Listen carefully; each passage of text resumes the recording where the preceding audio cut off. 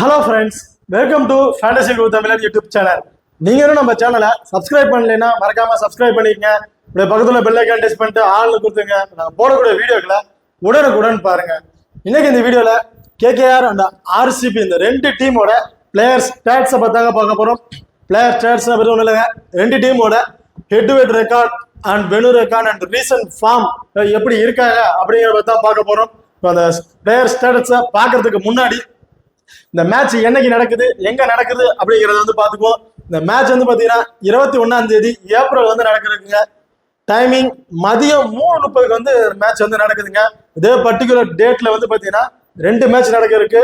So இந்த match வந்து பார்த்தோம்னா மதியம் 3:30 மணிக்கு வந்து இந்த மேட்ச் நடக்குது.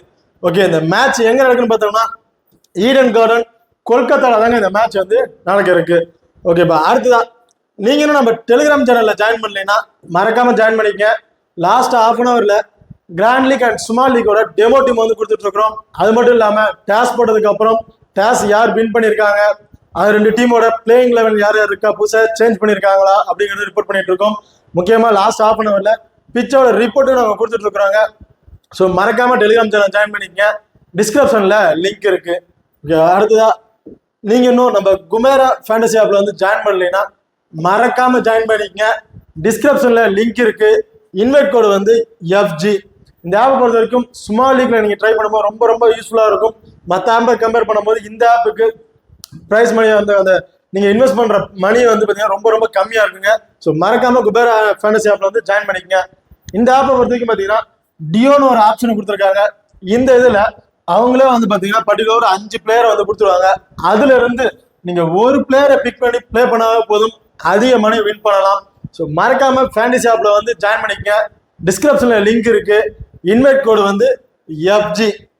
ஓகே, அடுத்ததா ரெண்டு டீமோட பிளேயிங் லெவல்ல யார் யார் இருக்காங்க அப்படிங்கிற வந்து பார்ப்போம். இப்போ ஆர்சிபியோட பிளேயிங் லெவல்ல யார் யார் இருக்காங்க அப்படின்னு பார்த்தா Virat Kohli, Faf du Plessis, Will Jacks, Rajat Patidar, Dinesh Karthik, Mahipal Lomror, Tom Curran, Ferguson, Karn Sharma, Mohammed Siraj, Yash Dayal.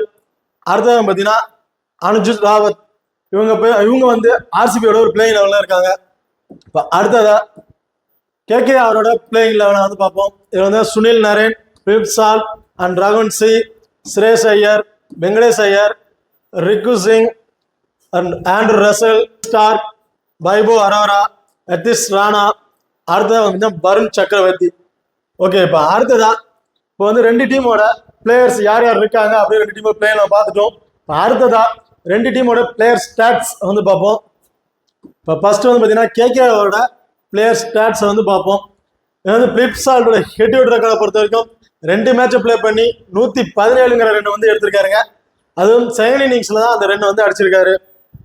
வெனுன்னு வந்து எடுத்துக்கிட்டோம்னா 3 மேட்சை பிளே பண்ணி 143 ரெண்டு வந்து எடுத்திருக்காரு. ஃபர்ஸ்ட் இன்னிங்ஸ் ஆகட்டும் செகண்ட் இன்னிங்ஸாக இருக்கட்டும் நல்ல ஒரு ரெக்கார்டு வச்சிருக்காரு.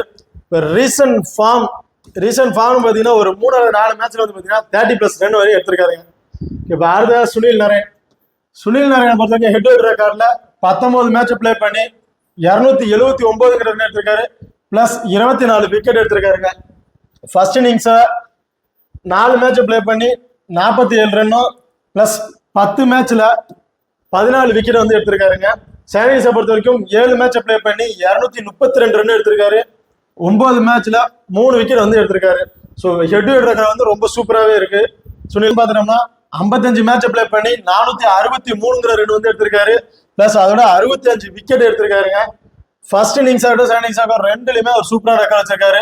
இவர் சுனில் நரேனை பொறுத்த வரைக்கும் ஹெட் டு ஹெட்டா இருக்கட்டும் வெனுவா இருக்கட்டும் சூப்பராக நல்ல ஒரு ரெக்கார்ட் வச்சிருக்காருங்க. ரீசன்ட் ஃபார்ம் வந்து பார்த்தீங்கன்னா ரொம்ப ரொம்ப சூப்பராக இருக்காரு. மினிமம் மேட்சுக்கு 30+ ரன்னுக்கு மேலே எடுத்துடுறாரு. மஸ்ட் ஒரு விக்கெட்டுங்கிறத அவரது எடுத்துறாருங்க. ஓகே, இப்போ அடுத்ததா ரகுவன் சிங்கை பொறுத்த வரைக்கும் ஹெட் டு ஹெட்ல ஒரு மேட்ச் தான் பிளே பண்ணியிருக்காரு. பெருசா எந்த ஒரு ரெக்கார்டும் இல்லை, எந்த ஸ்கோரும் அடிக்கல. வெனுவை பொறுத்த வரைக்கும் 2 மேட்சை பிளே பண்ணி 37 ரன் எடுத்திருக்காரு. அது ஃபர்ஸ்ட் இன்னிங்ஸ்ல அந்த 30ங்கிற ரன் வந்து எடுத்திருக்காருங்க. இப்போ ரீசன்ட் ஃபார்ம்னு பார்த்தோம்னா ஒரு 3 மேட்ச்ல வந்து பார்த்தீங்கன்னா 25+ ரன் வரையும் எடுத்திருக்காரு. ஓகே, இப்போ அடுத்ததா சுரேஷ் ஐயரோட ஹெட் டு ரெக்கார்டை பொறுத்த வரைக்கும் 13 மேட்சை பிளே பண்ணி 343ங்கிற ரன் வந்து எடுத்திருக்காரு. 29ங்கிறத ஆவரேஜா வச்சிருக்காரு.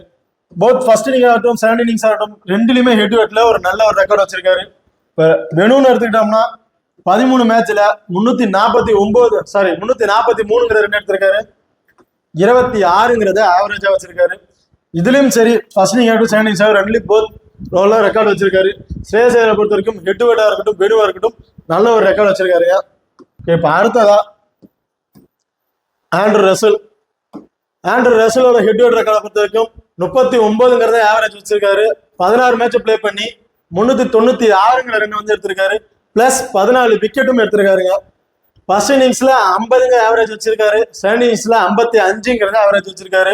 ஸோ போத் ஹெட் டு ஹெட்ல ஃபர்ஸ்ட் இன்னிங்ஸா இருக்கட்டும் செகண்ட் இன்னிங்ஸா இருக்கட்டும் ரொம்ப சூப்பரான ரெக்கார்ட் வச்சிருக்காரு. வெனுன்னு எடுத்துக்கிட்டோம்னா 30ங்கிறத ஆவரேஜ் வச்சிருக்காரு. 40 மேட்ச்ல 884 ரன் எடுத்திருக்காரு. பிளஸ் 35 விக்கெட்டும் எடுத்திருக்காருங்க. இதுல ஃபர்ஸ்ட் இன்னிங்ஸ்ல 36ங்கிற ஆவரேஜ், செகண்ட் இன்னிங்ஸ்ல 29ங்கிற ஆவரேஜ் வச்சிருக்காரு.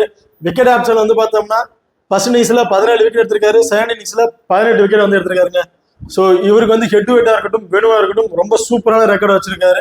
இப்போ ரீசன்ட் ஃபார்ம்னு பார்த்தீங்கன்னா ஒரு 2 அல்லது 3 மேட்ச்ல வந்து பார்த்தீங்கன்னா 25+ ரன் எடுத்திருக்காரு. மேட்சுக்கு ஒரு விக்கெட் வந்து ட்ரை பண்ணிட்டு வராரு. ஓகே, இப்போ அடுத்ததா ரிங்கு சிங்கை பொறுத்த வரைக்கும் ஹெட் டு ஹெட் ரெக்கார்ட்ல 4 மேட்சை பிளே பண்ணி 75ங்கிற ரன் வந்து எடுத்திருக்காரு. அதில் ஃபர்ஸ்ட் இன்னிங்ஸ்ல அதாவது ஒரு மேட்ச்ல மட்டும் 46 எடுத்திருக்காருங்க. வெனுவை பொறுத்த வரைக்கும் 15 மேட்சை பிளே பண்ணி 353ங்கிற ரன் வந்து அடிச்சிருக்காரு. ஃபர்ஸ்ட் இன்னிங்ஸ் செகண்ட் இன்னிங்ஸ்ல ரெண்டுலையுமே வந்து பார்த்தீங்கன்னா உள்ள ரெக்கார்டு வச்சிருக்காருங்க. ஸோ இவரை பொறுத்த வரைக்கும் ஹெட் டு ஹெட்டோட வெனுவில் வந்து ஒரு நல்ல ஒரு ரெக்கார்டு வச்சிருக்காரு. ஓகே, இப்போ அடுத்ததா வெங்கடேஷ் ஐயரோட ஹெட் டு ஹெட் ரெக்கார்டை பொறுத்த வரைக்கும் 6 மேட்சை பிளே பண்ணி 161ங்கிற ரன் வந்து எடுத்திருக்காரு. ஃபர்ஸ்ட் இன்னிங்ஸ்ல ஒரே ஒரு மேட்ச்ல தாங்க 30+ ரன் எடுத்திருக்காரு. செகண்ட் இன்னிங்ஸை பொறுத்த வரைக்கும் 3 மேட்ச்லயுமே ஆவரேஜா ஒரு 25+ ரன் வந்து அடிச்சிருக்காரு. இப்போ வேணும்னு எடுத்துக்கிட்டோம்னா 26ங்கிறத ஆவரேஜ் வச்சிருக்காரு. 14 மேட்சை பிளே பண்ணி 263ங்கிற ரன் வந்து எடுத்திருக்காரு. பட் ஃபர்ஸ்ட் இன்னிங்ஸ்ல ஒரு நல்ல ஒரு ரெக்கார்டு வந்து வச்சிருக்காருங்க. ஆவரேஜா 25+ ரன் மேலே வச்சிருக்காரு. ரீசன்ட் ஃபார்ம்னு பார்த்தீங்கன்னா ஒரு 3 மேட்ச்ல ஒரு 25+ ரன் எடுத்திருக்காரு. ஓகே, இப்போ அடுத்ததா ரமன்தீப் சிங்கை பொறுத்த வரைக்கும் ஹெட் டு ஹெட் ரெக்கார்ட்ல பெருசா ஒன்றும் இல்லைங்க. 2 மேட்சுக்கு விக்கெட் பெருசா எடுக்கல, 6 ரன் தான் அடிச்சிருக்காரு. ஹெட் டு ஹெட்டை பொறுத்த வரைக்கும் ரொம்ப போரா தான் இருக்கு. வெறும்னு எடுத்துக்கிட்டீங்கன்னா 6 மேட்சை பிளே பண்ணி 2 விக்கெட் எடுத்திருக்காரு. பிளஸ் 66 ரன் வந்து அடிச்சிருக்காரு. ரமன்தீப் சிங் பொறுத்த வரைக்கும் ஹெட் டு ஹெட்டா இருக்கட்டும் வெனுவா இருக்கட்டும் ரெண்டுலையுமே வந்து பார்த்தீங்கன்னா ஒரு ஒஸ்டா தான் இருக்கான்னு சொல்லலாம். ரீசன்ட் ஃபார்ம்னு எடுத்துக்கிட்டீங்கன்னா ஒரு 3 மேட்ச்ல வந்து பார்த்தீங்கன்னா 25+ ரன் எடுத்திருக்காருங்க. அடுத்ததா மிச்சல் ஸ்டார்க்கை பொறுத்த வரைக்கும் ஹெட் டு ஹெட் ரெக்கார்ட்ல 2 மேட்சை பிளே பண்ணி விக்கெட் எதுவும் பெருசா எடுக்கல. ஸோ ஹெட் டு ஹெட்டை பொறுத்த வரைக்கும் கொஞ்சம் ஒஸ்டா தான் இருக்கு. வெறும் எடுத்துக்கிட்டோம்னா 4 மேட்சை பிளே பண்ணி 4 விக்கெட் எடுத்திருக்காரு. பிளஸ் 12 ரன் எடுத்திருக்காரு. அந்த 4 விக்கெட்டும் பார்த்தீங்கன்னா ஃபர்ஸ்ட் இன்னிங்ஸ்ல 2 மேட்ச் பிளே பண்ணி 4 விக்கெட் எடுத்திருக்காருங்க. செகண்ட் இன்னிங்ஸ்ல பெருசா ஒன்றும் இல்லை. ஸோ இப்போ ரீசன்ட் ஃபார்ம்னு பார்த்தாலும் பெருசா ஒன்றும் இல்லைங்க. ஒரு மேட்ச் 2 மேட்ச்ல தான் விக்கெட் ஆப்ஷன் வந்து அவருக்கு இருக்கு. ஓகே, இப்போ அடுத்ததா Vaibhav Arora head to head ரெக்கார்டை பொறுத்த வரைக்கும் எந்த ஒரு ரெக்கார்டும் இல்லைங்க. பெருசா வந்து பர்ஃபார்மன்ஸ் இல்லை. வெனுவை பொறுத்த வரைக்கும் 6 மேட்சை பிளே பண்ணி 7 விக்கெட் எடுத்திருக்காரு. ஃபர்ஸ்ட் இன்னிங்ஸ்ல 3 மேட்சுக்கு 3 விக்கெட்டும், செகண்ட் இன்னிங்ஸ்ல 3 மேட்சுக்கு 4 விக்கெட்டும் வந்து எடுத்திருக்காருங்க. ஓகே, ரீசன்ட் ஃபார்ம் வந்து பார்த்தோம்னா ரொம்ப சூப்பரா இருக்காரு. இப்போ ரீசன்ட் ஃபார்ம் எல்லா மேட்ச்லயும் பார்த்தீங்கன்னா மஸ்ட் 1 விக்கெட் எடுத்துட்டு வராரு. அதிகபட்சம் 2 அல்லது 3 விக்கெட் வந்து பதிவு பண்ணிட்டு வராரு. ஓகே, இப்போ அடுத்ததா ஹர்ஷித் ராணா பொறுத்த வரைக்கும் ஹெட் டு ஹெட் ரெக்கார்ட்ல ஒரு மேட்ச் பிளே பண்ணி 2 விக்கெட் எடுத்திருக்காரு. ஃபர்ஸ்ட் இன்னிங்ஸ்ல அந்த ஒரு மேட்ச்ல 2 விக்கெட் வந்து எடுத்திருக்காரு. இது வெனுன்னு எடுத்துக்கிட்டீங்கன்னா 7 மேட்ச் பிளே பண்ணி 9 விக்கெட் எடுத்திருக்காரு. ஃபர்ஸ்ட் இன்னிங்ஸ்ல 3 மேட்சுக்கு 3 விக்கெட்டும், செகண்ட் இன்னிங்ஸ்ல 4 மேட்சுக்கு 6 விக்கெட் எடுத்திருக்காரு. ஸோ செகண்ட் இன்னிங்ஸ்ல ஒரு அட்வான்ஸா போயிட்டு இருக்கான்னு சொன்னா, ஸோ செகண்ட் இன்னிங்ஸை பொறுத்த வரைக்கும் அவங்க ஒரு இம்பார்ட்டன்ட் கொடுத்து பாருங்க. இப்போ ரீசன்ட் ஃபார்ம்னு பார்த்தீங்கன்னா ரொம்ப சூப்பரான ஃபார்ம்ல தான் இருக்காரு. மேட்சுக்கு 1 விக்கெட் அல்லது 2 விக்கெட் வந்து ரெக்கார்ட் பதிவு வச்சு வராரு. ஓகே, இப்போ அடுத்ததா ஆர்சிபியோட ஒரு பிளேயர் ஸ்டாட்ஸ் வந்து பார்ப்போம். இந்த விராட் கோலியை பொறுத்த வரைக்கும் ஹெட் டு ஹெட் ரெக்கார்ட்ல 38ங்கிற ஆவரேஜ் வச்சிருக்காரு. 31 மேட்சை பிளே பண்ணி 944 ரன் வந்து எடுத்திருக்காருங்க. இது ஃபர்ஸ்ட் இன்னிங்ஸை பொறுத்த வரைக்கும் 48ங்கிற ஆவரேஜ் வச்சிருக்காரு. அதுல 14 மேட்சை பிளே பண்ணி 524ங்கிற ரன் வந்து எடுத்திருக்காரு. இதுல செகண்ட் இன்னிங்ஸ்ல 30ங்கிற ஆவரேஜ் வச்சிருக்காருங்க. 17 மேட்சுக்கு 420ங்கிற ரன் வந்து அடிச்சிருக்காரு. ஸோ போத் ஹெட் டு ஹெட்டை பொறுத்த வரைக்கும் ரொம்ப நல்ல ஒரு ரெக்கார்ட் இருக்கு. இப்போ வெறும் எடுத்துக்கிட்டீங்கன்னா 41ங்கிற ஆவரேஜ் வச்சிருக்காரு. 16 மேட்சை பிளே பண்ணி 492 எடுத்திருக்காருங்க. ஸோ போத் ஹெட் டு ஹெட்டா இருக்கட்டும் வெனுவா இருக்கட்டும் ரொம்ப சூப்பரான ரெக்கார்ட் வந்து அவர் வச்சிருக்காரு. ரீசன்ட் ஃபார்ம் ரொம்ப ரொம்ப ரொம்ப சூப்பரான ஃபார்ம்ல தாங்க இருக்காரு. மினிமம் ஒரு 10 மேட்ச் ஆடிருக்காருன்னா அதுல வந்து பாத்தீங்கன்னா 6 மேட்ச்ல வந்து பாத்தீங்கன்னா 30+ ரன்னுக்கு மேல எடுத்திருக்காரு. ஒரு ரொம்ப சூப்பரான ஃபார்ம்ல இருக்காரு. இப்ப அடுத்ததான் ஃபேப் to place head to head ரெக்கார்டை பொறுத்த வரைக்கும் 33ங்கிற ஆவரேஜ் வந்து வச்சிருக்காரு. 21 மேட்சுக்கு 495ங்கிற ரன் வந்து அடிச்சிருக்காருங்க. போத் ஃபர்ஸ்ட் இன்னிங்ஸா இருக்கட்டும் செகண்ட் இன்னிங்ஸா இருக்கட்டும் ஹெட் டு ஹெட்டை பொறுத்த வரைக்கும் ஒரு 25+ ரன் ஆவரேஜா வச்சுட்டு வராரு. இப்போ வெறும் எடுத்துக்கிட்டீங்கன்னா 16 ஆவரேஜ் வச்சிருக்காரு. 8 மேட்சுக்கு 131 ரன் தான் அடிச்சிருக்காரு. ஹெட் டு ஹெட்டோட வெளுல வந்து கொஞ்சம் ஓரளவுக்கு கொஞ்சம் ஒஸ்ட்னு தான் சொல்லணும் ஆவரேஜை பொறுத்த வரைக்கும். ரீசன்ட் ஃபார்ம்னு எடுத்துக்கிட்டீங்கன்னா ரொம்ப நல்ல ஃபார்ம்ல இருக்காருங்க. நடந்த ஒரு 4 மேட்ச்ல அந்த ரீசன் அந்த 4 மேட்ச்ல பாத்தீங்கன்னா மேட்சுக்கு 30 ரன்னுங்கிறத ஆவரேஜா வச்சுட்டு வந்துட்டு இருக்காரு. ஓகே, இப்போ அடுத்ததா வில்ஜாக்கை பொறுத்த வரைக்கும் ஹெட் டு ஹெட்டா இருக்கட்டும் வெனுவா இருக்கட்டும் இதாங்க அவருக்கு வந்து ஃபர்ஸ்ட் மேட்ச். அடுத்ததா Rajith Patidar head to head ரெக்கார்டை பொறுத்த வரைக்கும் 2 மேட்சை பிளே பண்ணி 4 ரன் தாங்க அடிச்சிருக்காரு. ஹெட் டு ஹெட்ல ரொம்ப ஒஸ்டான ஸ்கோர் தான் எடுத்திருக்காரு. வெறும்னு எடுத்துக்கிட்டீங்கன்னா ஒரு மேட்ச் பிளே பண்ணியிருக்காரு. 112 ரன் வந்து எடுத்திருக்காரு. அது ஃபர்ஸ்ட் இன்னிங்ஸ்ல அந்த ரன் எடுத்திருக்காருங்க. ஸோ ஹெட் டு ஹெட்டோட வெனுல வந்து ஒரு சூப்பரான ரெக்கார்ட் வந்து வச்சிருக்காரு. ரீசன்ட் ஃபார்ம் பாத்தீங்கன்னா ஒரு 2 மேட்ச்ல 25+ ரன் வந்து அடிச்சிருக்காருங்க.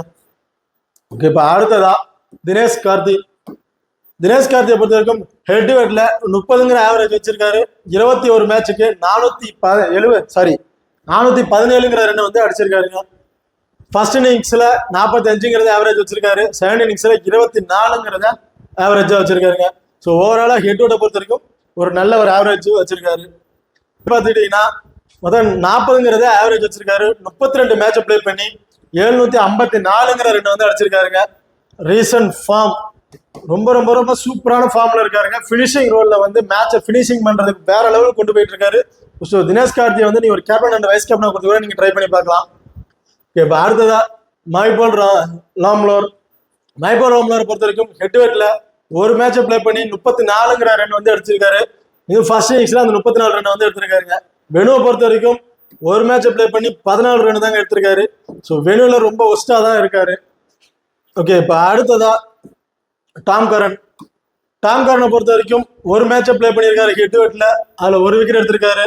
ஸோ வெனுன்னு எடுத்துக்கிட்டீங்கன்னா 3 மேட்சை பிளே பண்ணி 2 விக்கெட் எடுத்திருக்காருங்க. ஓகே, இப்போ ரீசன்ட் ஃபார்ம்னு எடுத்தோம்னா ஒரு நல்ல ஃபார்ம்ல தான் இருக்காரு. 5 மேட்ச் பிளே பண்ணியிருக்காருன்னா மேட்சுக்கு ஒரு விக்கெட்டுங்கிறத மஸ்ட் எடுத்துட்டு இருக்காரு. அடுத்ததா ஃபர்கியூசனை பொறுத்த வரைக்கும் ஹெட் டு ஹெட் ரெக்கார்ட்ல ஒரு மேட்சை பிளே பண்ணி ஒரு விக்கெட் எடுத்திருக்காருங்க.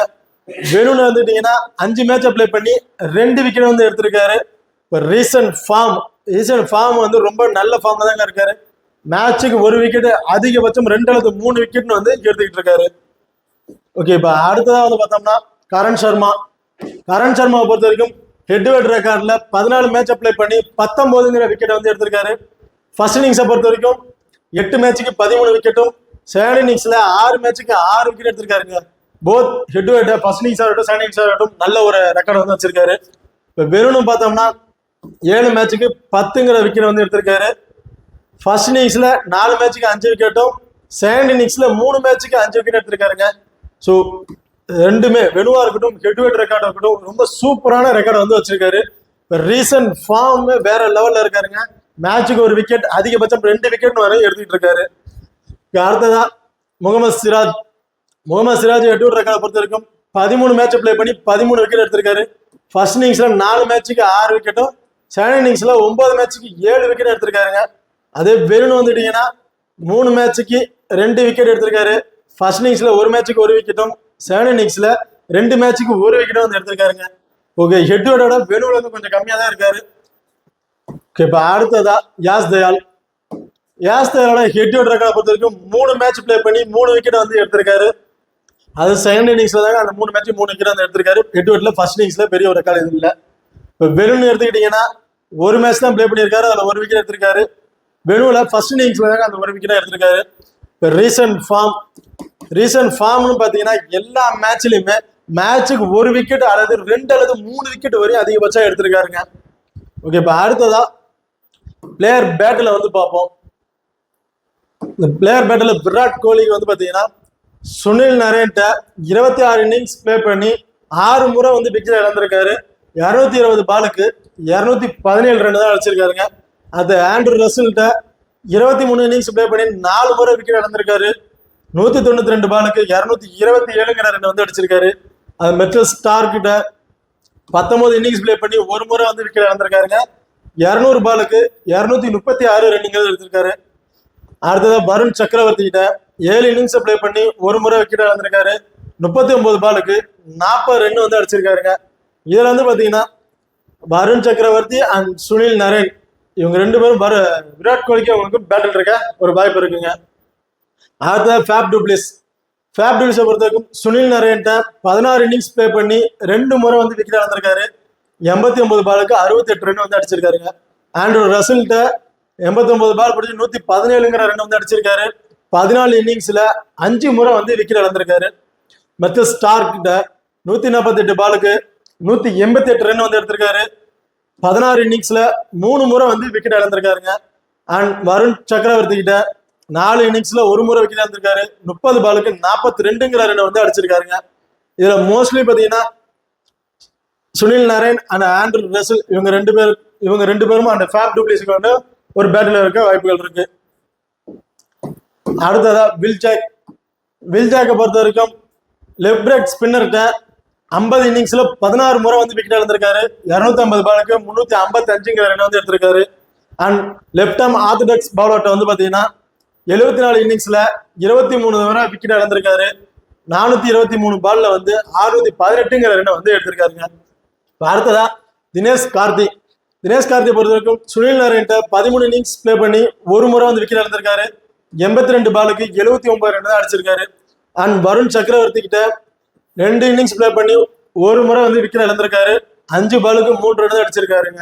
அடுத்ததா லெஃப்ட் ஆர்ம் சைனா மேன்ட்ட வந்து பாத்தீங்கன்னா 5 இன்னிங்ஸ்ல 2 முறை விக்கெட் இழந்திருக்காரு. 34 பாலுக்கு வந்து பாத்தீங்கன்னா 36 ரன் வந்து அடிச்சிருக்காரு. இதுல வந்து பாத்தீங்கன்னா வருண் சக்கரவர்த்தி அண்ட் தினேஷ் கார்த்திக்கும் வந்து பேட்டில் இருக்க வாய்ப்புகள் இருக்கு. இப்ப அடுத்ததா பிளிப்சால்ட்டை பொறுத்த வரைக்கும் கரண் சர்மாட்ட 1 இன்னிங்ஸ் பிளே பண்ணி 1 விக்கெட் இழந்திருக்காரு. 11 பாலுக்கு 20 ரன் தாங்க அடிச்சிருக்காரு. வில்ஜாக்கை பொறுத்த வரைக்கும் 4 இன்னிங்ஸ்ல 1 முறை வந்து விக்கெட் எடுத்திருக்காரு. 12 பாலுக்கு 21 ரன் வந்து கொடுத்திருக்காருங்க.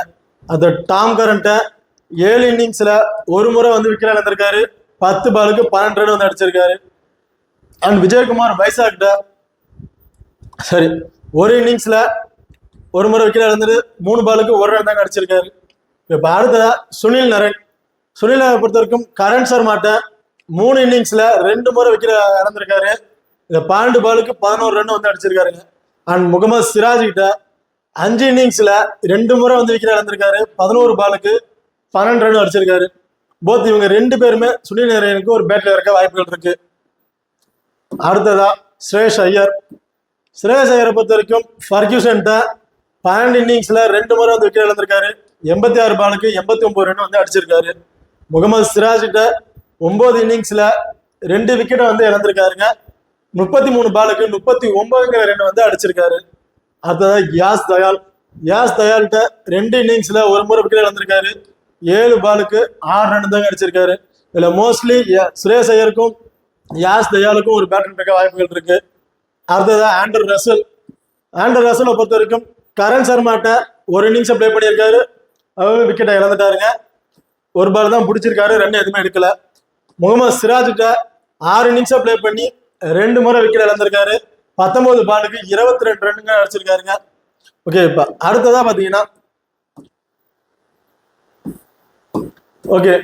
இப்போ 2 டீமோட பிளேயர்ஸ் ஸ்டாட்ஸை பத்தி பார்த்துட்டோம். 2 டீமுக்கு பிளேயர் பேட்டிலையும் பார்த்துட்டோம். யாருக்கு பேட்டில் இருக்கும் அப்படிங்கிறதையும் பார்த்துட்டோம். ஓகே, இப்போ அடுத்ததா ஸ்மால் லீக்ல ட்ரை பண்ணா யாரை கேப்டன் வைஸ் கேப்டன் கொடுக்கலாம், கிராண்ட் லீக்ல ட்ரை பண்ணும்போது யாரை கேப்டன் வைஸ் கேப்டன் கொடுக்கலாம் அப்படிங்கிறத வந்து பார்க்கலாம். இதுல வந்து இந்த டீம் வந்து ஸ்மால் லீக்ல ட்ரை பண்ணி பாருங்க. ஒரு கேப்டன் வைஸ் கேப்டனா ஸ்மால் லீக்ல கொடுத்து ட்ரை பண்ணி பாருங்க. அதாவது Sunil Naren and Virat Kohli, Andrew Russell இவங்க 3 பேருமே ஸ்மால் லீக்ல நீங்க கொடுக்கணும்னு நினைச்சீங்கன்னா ஒரு கேப்டன் வைஸ் கேப்டனா கொடுத்து நீங்க ட்ரை பண்ணி பாருங்க. அதே கிராண்ட் லீக்ல கொஞ்சம் ரிஸ்கா கொடுத்து பார்க்கணும் அப்படின்னு நினைச்சீங்கன்னா இதுல வந்து வில் ஜாக், ஸ்ரேயஸ் ஐயர் அல்லது ஃபேப் டுப்ளிஸ் அண்ட் தினேஷ் கார்த்தி இவங்க 4 பேருக்கு யாருக்காவது ஒரு 2 பேருக்கு கேப்டன் வைஸ் கேப்டன் கொடுத்து ட்ரை பண்ணி பாருங்க. இந்த வீடியோ உங்களுக்கு பிடிச்சிருக்குன்னு நம்புறோம். இந்த வீடியோ பிடிச்சிருந்தா மறக்காம லைக் பண்ணுங்க, ஷேர் பண்ணுங்க, அப்படியே சப்ஸ்கிரைப் பண்ணுங்க. இந்த வீடியோவை பத்தி கருத்துக்கள் இருந்தா மறக்காம கமெண்ட் பண்ணுங்க. தேங்க்யூ.